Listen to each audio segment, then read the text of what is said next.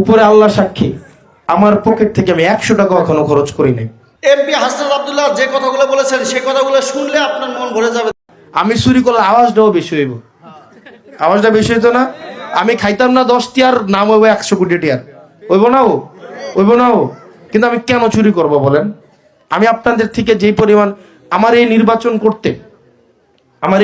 করতে এখানে জামাতের উত্তরের আমির আছেন, এখানে হচ্ছেন দেবিদ্বার উপজেলার আমির আছেন। আমার নির্বাচন করতে উপরে আল্লাহ সাক্ষী, আমার পকেট থেকে আমি 100 টাকা এখনো খরচ করি নাই, 100 টাকাও খরচ করি নাই। এই যে ধরেন এই যে আজকে প্রোগ্রাম হইছে, আমি জানি না প্রোগ্রাম কারা আয়োজন করছে। প্রোগ্রাম আয়োজন করছে কারা? মানে কারা আয়োজন করছেন? এনসিপি এবং জামাত। এই যে ব্যানার, পোস্টার, মাইকিং, এগুলো কি আমরা টাকা পয়সা দিছি আপনারা? রে আমরা টাকা পয়সা দিছি? এরপরে যে খাওয়াইবেন, এটা কি আমরা টাকা পয়সা দিছি আপনারা? রে দিছি?